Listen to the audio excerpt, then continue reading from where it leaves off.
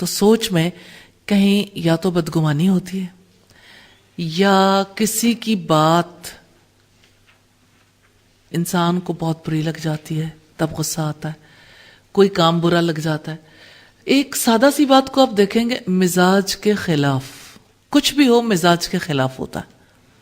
جب کوئی چیز مزاج کے خلاف ہوتی ہے تو مزاج کے خلاف ہونے والی چیز انسان کو دکھ میں مبتلا کر دیتی ہے. اور یہ دکھ جو ہے دو صورتیں اختیار کرتا ہے. اگر تو کوئی انسان بڑا ہے، قوی ہے، تو اس کی وجہ سے وہ دوسرے پر غصے کا اظہار کرتا ہے. اور اگر کوئی کمزور ہے، اپنے سے بڑے پر وہ غصہ نہیں کر سکتا، پھر وہ غم کرتا ہے. تو ویسے یہ دونوں ٹرمینالوجیز اکٹھی بھی یوز ہوتی ہیں. جیسے ہم کہتے ہیں غم و غصہ، تو غصے میں بھی غم ہوتا ہے لیکن غم کا اظہار ہو جاتا ہے. اب جس سے اس کو غصہ آتا ہے اس کی زبان وہ نہیں بولے گی جو حق ہے، پھسل جائے گی کیونکہ اندر قابو میں نہیں ہے. جیسے فرض کریں کہ کوئی گاڑی چل رہی ہے لیکن سٹیئرنگ ڈرائیور کے قابو میں نہیں ہے، تو کیا ہوگا؟ گاڑی فٹ پاتھ پہ چڑھ جائے گی، یا گاڑی کسی دوسری گاڑی میں جا کے لگ جائے گی، یا یہ ہے کہ کوئی نہ کوئی حادثہ ہوگا. اسی طرح سے جب انسان کا اپنا سٹیئرنگ اس کے اپنے قابو میں نہیں رہتا تو اس کی وجہ سے ارد گرد والوں کے ساتھ ٹکراؤ ہوتا ہے، ایکسیڈنٹس. کبھی آپ نے کوئی ایکسیڈنٹ کیا ہے یا آپ کے ساتھ ہوا ہے؟ کوئی فرد ایسا نہیں جس کو اپنی لائف میں غصے کا ایکسپیرینس نہ ہوا. اب آپ دیکھیے کہ جس وقت ایکسیڈنٹ یہ ہوتا ہے تو کیا کیفیت ہوتی ہے؟ زبان تیز تیز بولتی ہے، غصے کی حالت میں الفاظ اور طرح کے نکلتے ہیں. اور وہ جیسے انور مسعود نے کہا ساس بہو کے جھگڑے کے بارے میں، غصے کی کیفیت کا اظہار ہے کہ تو جیڑی بھی گل کرنی ہے وہ ڈاڈی تتی کرنی ہے. یعنی آپ جو بات بھی کرتی ہے وہ بڑی گرم ہوتی ہے، غصے میں گرمی ہوتی ہے. تیرے ورگی نو میں کی آکھاں تو ایک دیاں 36 کرنی ہے. یعنی جب غصہ آ جاتا ہے تو وہ ایک کا جواب ایک نہیں، ایک کا جواب 36 تک بھی ملٹی پلائی ہوتا ہے. اور 36 کیا یہاں تو سینکڑوں جواب، اگر کوئی کنٹرول کرنے والا نہ ہو. اب آپ آگے دیکھیے، جیسے یعنی انسان کو غصہ تک کلام خراب ہوتا ہے، زبان یعنی زبان کنٹرول میں نہیں رہتی. پھر آنکھوں کی کیفیت دیکھیے، آنکھوں سے شعلے برستے ہیں. وہی آنکھیں جس سے پیار کا اظہار ہوتا ہے، مسکراہٹ ہو چہرے پر، وہ چمکتی آنکھیں کتنی بھلی لگتی ہیں، وہی آنکھیں ایسے لگتا ہے شعلے برسانے لگ گئی ہیں، نتنے پھولنے لگتے ہیں، سانس بھی بعض اوقات پھول جاتا ہے اور چہرہ ٹائٹ سا ہو جاتا ہے، ایون لپس بھی سکڑنے لگتے ہیں. یعنی جب انسان سکون کی حالت میں ہوتا ہے ہر چیز چہرہ پورا ریلیکس ہوتا ہے، دیکھنے کو بھی بھلا لگتا ہے. مگر جس وقت انسان اتنی ٹینس پوزیشن میں ہوتا ہے، اتنے اس کے اعصاب تنے ہوئے ہوتے ہیں، اس کا نتیجہ کیا نکلتا ہے کہ اس طرح کی حالت میں چہرے کے ایکسپریشن خراب، دوسروں سے تعلقات خراب، اور ہر ایک بچتا پھرتا ہے غصے کی اس تصویر سے.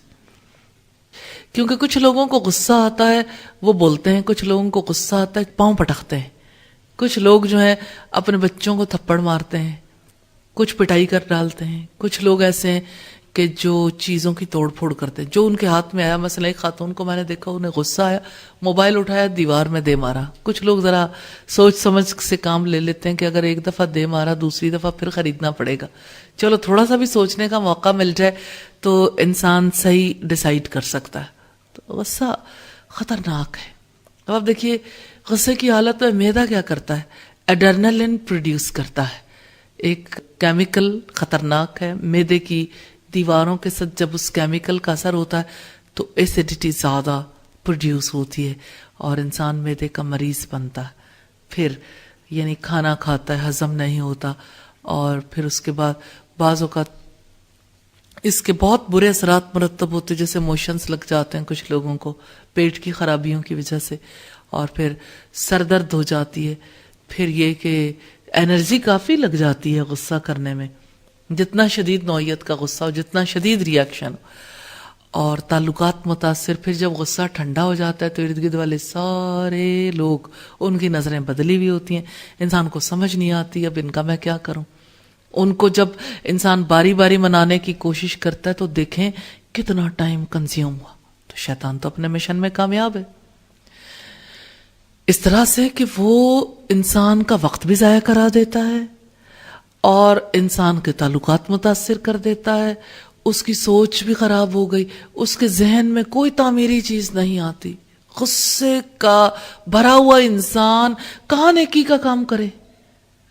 جیسے دیکھیے غصے میں کسی نے اپنی بیوی کو طلاق دے دی. اچھا اب کیا ہو رہا ہے، پچھتاوا ہے بعد میں اب کیا کروں، لیکن یعنی ہاتھ سے آپ کے تیر نکل چکا، اب آپ کیا کرو گے، جو ہونا تھا وہ تو ہو چکا. اب آپ دیکھیں کئی لوگ ایسے ہیں کہ شوہر نے غصہ کیا، بیوی نے بھی غصہ کیا، اب دونوں میں ٹکراؤ ہو گیا. اس ٹکراؤ میں شوہر کہتا ہے میں بساؤں گا نہیں، بیوی کہتی ہے میں بسوں گی نہیں. پھر کچھ جب غصہ ٹھنڈا ہوتا ہے خیال آتا ہے بچوں کا، لیکن بیوی تو روٹھ کے میکے جا بیٹھی.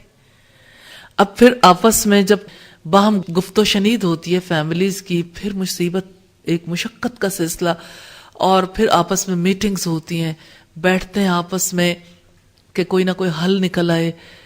تو آپ دیکھیں کہ یہ امت مسلمہ کے افراد تھے جنہوں نے خیر امت کا کردار ادا کرنا تھا، اور وہ طلاق کے معاملات نپٹانے لگ گئے. غصے کی وجہ سے نا طلاق ہو سکتی ہے، کسی کی باہمی ہمانگی نہیں ہوئی، سکون کے ساتھ بھی تو ہو سکتا ہے. جدائی کا سلسلہ، اس کے لیے ضروری ہے کہ انسان یعنی کیمیکل ری ایکشن کا ہی اظہار کرے.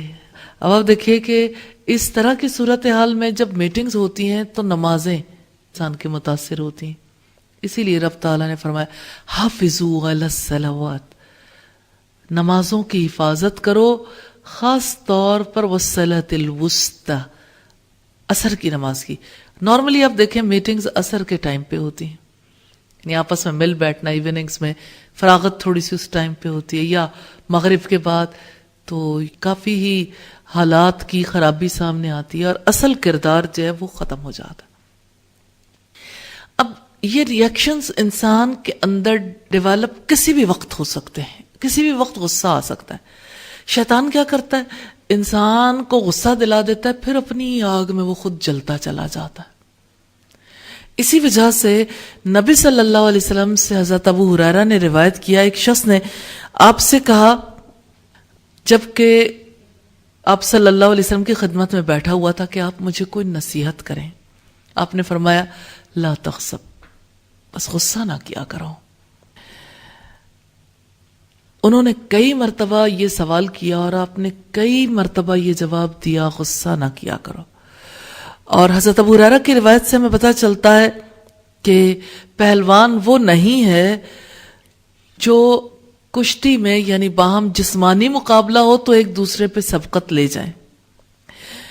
پہلوان وہ ہے جو غصے کے وقت اپنے نفس کو قابو کر لے. یہ بخاری کی 6114 نمبر روایت. اس روایت سے ہمیں کیا پتہ چلا کہ اصل میں قوت والا وہ ہے جو غصے کے وقت میں اپنے آپ کو کنٹرول کر لے.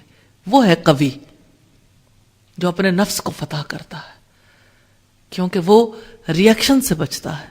پھر اس کے پاس وہ کول ہوتا ہے، اور جس کا ہیڈ اور ہارٹ کول ہو وہ صحیح فیصلے کر لیتا ہے، کیونکہ شیطان اس سے کھیل نہیں سکتا. تو غصہ نہیں کرنا، اور غصہ آ جائے تو غصہ قابو کرنا ہے. سوال یہ پیدا ہوتا ہے کیسے؟ جب غصہ آ جائے تو کیا کریں؟ سلیمان بن سرد نے بیان کیا کہ 2 آدمیوں نے نبی صلی اللہ علیہ وسلم کی موجودگی میں جھگڑا کیا. ہم بھی آپ کی خدمت میں بیٹھے ہوئے تھے. ایک شخص دوسرے کو گالی دے رہا تھا، اس کا چہرہ سرخ تھا. آپ نے فرمایا میں ایک ایسا کلمہ جانتا ہوں کہ اگر یہ شخص اسے کہہ دے تو اس کا غصہ دور ہو جائے. اگر یہ اعوذ باللہ من الشیطان الرجیم کہہ لے. صحابہ نے اس سے کہا سنتے نہیں حضور کیا فرما رہے ہیں؟ اس نے کہا کیا میں دیوانہ ہوں؟ آپ جانتے ہیں غصے میں انسان اعوذ باللہ بھی ایکسیپٹ نہیں کرتا. اس کو کہو پانی پی لو تو پانی پینے پہ بھی وہ غصہ کرتا ہے کہ لوگ کیوں سمجھتے ہیں کہ مجھے غصہ آیا. تو غصے والا یہ بھی نہیں تسلیم کرتا عام طور پر کہ مجھے غصہ ہے. وہ یہ کہتا ہے بس سب لوگ تسلیم کریں میں حق پر ہوں یا میرے ساتھ زیادتی ہوئی ہے، اس کے علاوہ اسے کچھ سمجھ نہیں آتی، انا پرستی میں وہ مبتلا ہوتا ہے. تکبر کی وجہ سے غصہ آتا ہے نا انسان کو. یہ روایت بخاری کی 6115 نمبر پر ہے. عروہ بن محمد کو غصہ چڑھا تو وہ وضو کرنے بیٹھ گئے. فرمانے لگے میں نے اپنے استادوں سے یہ حدیث سنی ہے کہ رسول اللہ نے فرمایا غصہ شیطان کی طرف سے ہے اور شیطان آگ سے پیدا ہوا ہے اور آگ بجھانے والی چیز پانی ہے. پھر تم غصے کے وقت وضو کرنے بیٹھ جاؤ. یہ مسند احمد کی روایت ہے. تو یہاں سے پہلا طریقہ کار کیا ہے؟ اعوذ باللہ پڑھنا. دوسرا کیا ہے؟ غصے کے وقت وضو کر لینا. اور پھر یہ ہے کہ اب صلی اللہ علیہ وسلم نے بہت ساری اور نصیحتیں بھی کی، جیسے کوئی کھڑا ہے تو بیٹھ جائے، بیٹھا ہے تو لیٹ جائے، حالت بدل لو. اچھا، ایک آپ کی نصیحت یہ ہے کہ جب غصہ ہے وہاں سے اٹھ جاؤ، ماحول بدل لو، یعنی وہاں ان لوگوں کے درمیان مت بیٹھو.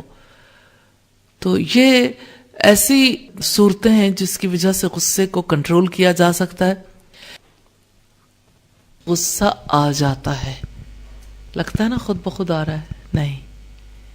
آپ آئندہ جب کبھی بھی ورڈ یوز کریں گے پہلی چیز یہ طے کریں گے کہ شیطان غصہ دلا دیتا ہے. اب جب آپ یہ کہیں گے تو آپ کو پتا ہوگا غصہ آتا نہیں ہے، شیطان میرے اوپر کام کرتا ہے. جب آپ یہ تسلیم کر لیں گے پھر اعوذ باللہ پڑھیں گے. اب جب شیطان غصہ دلا دے تو پتہ ہی ہے غصے کے موقع پہ کیا کرنا چاہیے. پہلا کام خراب ہے، کیونکہ انسان اپنے آپ سے کہتا ہے غصہ تو آ ہی جاتا ہے، یعنی جواز پیدا کر لیتا ہے نا غصہ کرنے کا. نہیں، شیطان غصہ دلا دیتا ہے تو دشمن کے پیچھے بھاگیں. دشمن کا ہم پیچھا کر بھی نہیں سکتے، اللہ سے دعا کر سکتے ہیں یا اللہ تو بچا لے.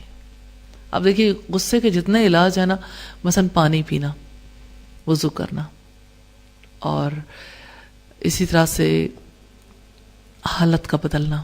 اب آپ پانی کو دیکھیے، چاہے وضو کریں یا پیئیں، دونوں صورتوں میں آگ بجھتی ہے. پانی آگ بجھاتا ہے نا. غصے کی آگ کو بجھانے کے لیے پانی کا استعمال سکھا کر نبی صلی اللہ علیہ وسلم نے ایک لحاظ سے ثابت کیا ہے کہ شیطان کی بھڑکائی ہوئی آگ عملی طور پر ہر شخص دیکھ سکتا ہے کہ غصے کی آگ پانی سے بجھتی ہے. دوسری چیز جو آپ نے بتائی حالت کے بدلنے سے، اس کا مطلب یہ ہے کہ غصے کی حالت میں شیطان انسان کو اس کی انسانیت کے جامے سے باہر لے آتا، اس کی حد سے باہر کر دیتا، اس کی زندگی کو خود ڈرائیو کرتا ہے. خود وہ تو سوچنے سمجھنے کے قابل نہیں رہتا، پھر جو کچھ شیطان کہتا ہے انسان مانتا چلا جاتا. تو حالت بدلنی ہے. کھڑے ہیں تو بیٹھ جائیں، بیٹھے ہیں تو لیٹ جائیں، اور ماحول بدل لیں. اور غصے کی باتوں پہ سوچیں نہیں، کیونکہ انسان بعض اوقات سارے کام کر لیتا ہے، سوچنا نہیں چھوڑتا. تو آپ دیکھیے جب وہ سوچنا نہیں چھوڑے گا تو غصہ تو آتا رہے گا. جنریٹر چلائے رکھیں آپ تو ظاہر ہے بجلی تو پروڈیوس ہوگی. تو یہ اچھے والا جنریٹر نہیں ہے جس کو آپ چلاتے ہیں غصے کی حالت میں. اس کی پاور کو آف کریں گے تو پھر رائٹ کام ہوگا. اصلی والی قوت آئے گی، ایمان کی قوت. جو شخص اپنے غصے پہ کنٹرول کر لیتا ہے وہ اپنے نفس پر قابو پانا سیکھتا ہے اور برائیوں سے بھی بچتا ہے.